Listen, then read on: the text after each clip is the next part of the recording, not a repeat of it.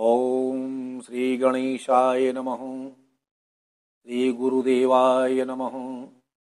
श्री गोपीजन वल्लभाय नमः।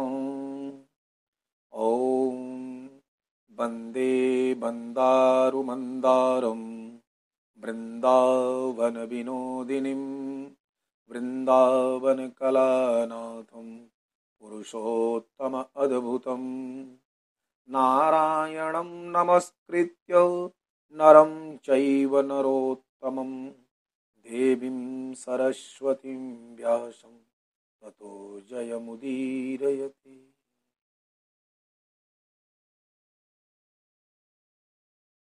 छठवां अध्याय श्रीमद् नारदीय पुराण का।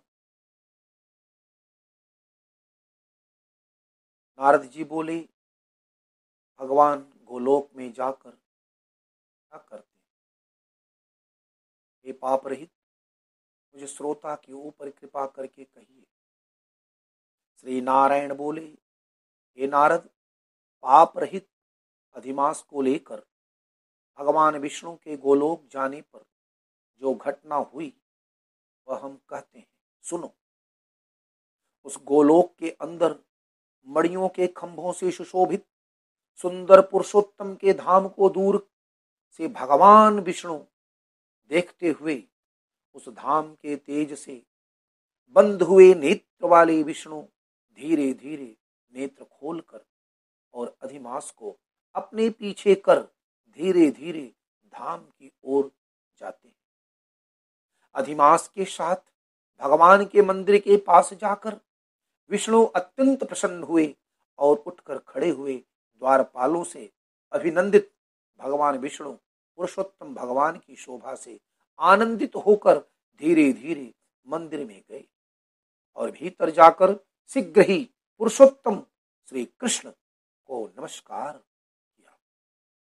गोपियों के मंडल के मध्य में रत्न सिंहासन पर बैठे हुए श्री कृष्ण को नमस्कार करके पास में खड़े होकर विष्णु बोले,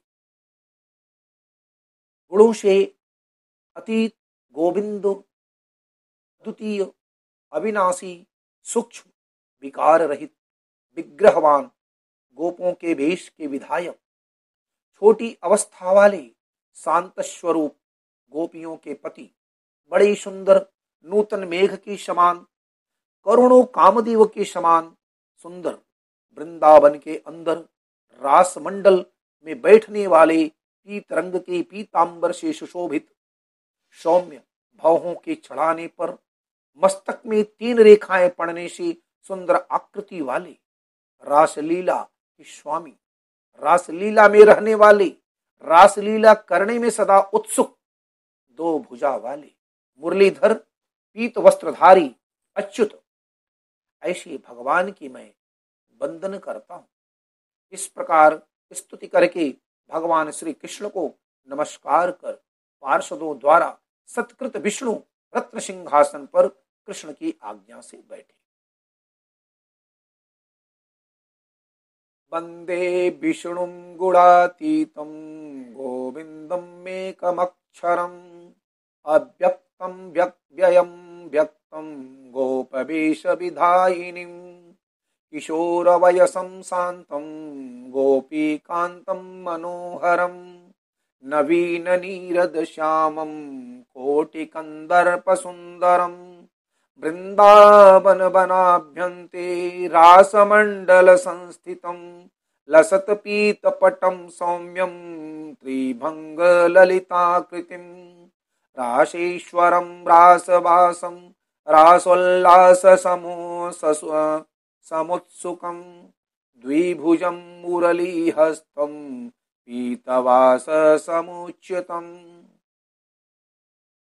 कहते हैं, इस प्रकार से श्री नारायण बोले, यह विष्णु का किया हुआ स्तोत्र प्रातः काल उठकर जो पढ़ता है उसके समस्त पाप नष्ट हो जाते हैं और अनिष्ट स्वप्न भी अच्छे फल देते हैं और पुत्र पौत्रादिकों को बढ़ाने वाली भक्ति श्री गोविंद में होती है। अकीर्ति का नाश होकर सत्कीर्ति की वृद्धि होती है। फिर भगवान विष्णु बैठ गए और श्री कृष्ण के आगे कांपते हुए अधिमास को श्री कृष्ण के चरण कमलों में नमन करने के लिए प्रेरित किया। श्री कृष्ण ने विष्णु से पूछा कि यह कौन है, कहां से आया है, क्यों रोता है? इस गोलोक में तो कोई भी दुख भागी होता नहीं है। इस गोलोक में रहने वाला तो सर्वदा आनंद में मग्न रहते हैं। ये लोग स्वप्न में भी दुष्ट वार्ता या दुख भरा समाचार सुनते ही नहीं।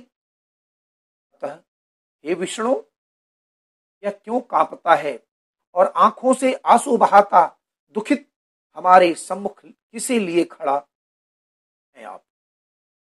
श्री नारायण बोले, नवीन मेघ की समान श्याम सुंदर गोलोक के नाथ का वचन सुन सिंहासन से उठ कर महाविष्णु मलमास की संपूर्ण दुख गाथा कहते हुए श्री विष्णु बोले, हे वृंदावन की शोभा के नाथ, हे श्री कृष्णचंद्र, हे मुरलीधर, इस अधिमास के दुख को आपके सामने कहता हूं, आप सुने। इसके दुखित होने के कारण ही स्वामी रहित अधिमास को लेकर मैं आपके पास आया हूं। इसके उग्र दुख रूप अग्नि को आप शांत करें। यह अधिमास की संक्रांति से रहित है, मलिन है, शुभ कर्म में सर्वदा वर्जित है।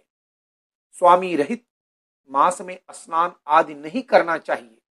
ऐसा कहकर वनस्पति आदिकों ने इनका बहुत निरादर किया है।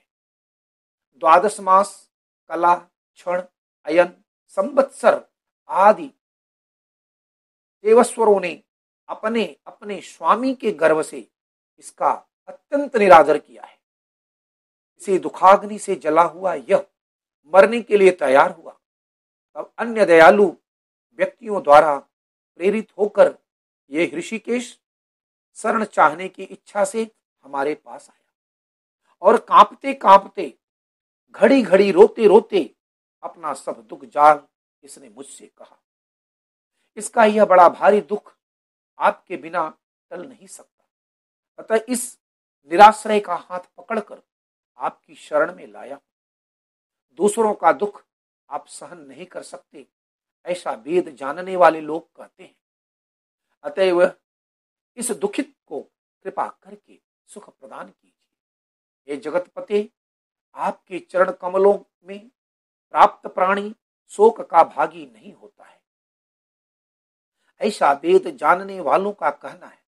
कैसे मिथ्या हो सकता है प्रभु? मेरे ऊपर कृपा करके भी इसका दुख दूर करना आपका कर्तव्य है, क्योंकि सब काम छोड़कर इसको लेकर मैं आया हूं। मेरा आना सफल कीजिए प्रभु। बारंबार स्वामी के सामने कभी भी कोई विषय न कहना चाहिए, ऐसा नीति के जानने वाले बड़े बड़े पंडित सर्वदा कहा करते हैं। इस प्रकार अधिमास का सब दुख भगवान कृष्ण से कहकर हरि कृष्ण के मुख कमल की ओर देखते हुए श्री कृष्ण के पास ही हाथ जोड़कर खड़े हो गए। ऋषि बोले, हे सूत जी, आप दाताओं में श्रेष्ठ हैं।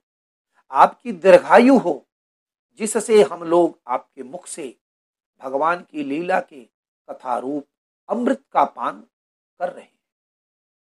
हे सूत जी, गोलोकवासी भगवान श्री कृष्ण ने विष्णु के प्रति फिर क्या कहा और क्या किया इत्यादि लोकोपकारक विष्णु कृष्ण का संवाद सब आप हम लोगों से कहिए। परम भगवत भक्त नारद ने नारायण के क्या पूछा? हे सूत, आपको इसको आप सब इस समय हम लोगों से कहिए। परम भगवत भक्त नारद ने नारायण से क्या पूछा? हे सूत, इसको आप इस समय हम लोगों से कहिए। नारद के प्रति कहा हुआ भगवान का वचन तपस्वियों के लिए परम औषध है। गोवर्धन धरम वंदे गोपालम गोपरूपिणम गोकुलोत्सवमीशानम गोविंदम गोपिका प्रियम। गोवर्धन धरम वंदे गोपालम गोपरूपिणम गोकुलोत्सवमीशानम गोविंदम गोपिका प्रियम। कृष्णाय वासुदेवाय हरये परमात्मने प्रणतक्लेशनाशाय गोविन्दाय नमो नमः। श्रीमन्नारायण नारायण नारायण भजमन्नारायण नारायण नारायण। श्रीमन्नारायण नारायण नारायण भजमन्नारायण नारायण नारायण। श्री बृहत् नारदीय पुराणे पुरुषोत्तम मास महात्म्य श्री नारायण नारद संवादी पुरुषोत्तम नाम विज्ञप्तिर्नाम षष्ठोऽध्यायः। एक बार प्रेम से श्री पुरुषोत्तम भगवान की जय।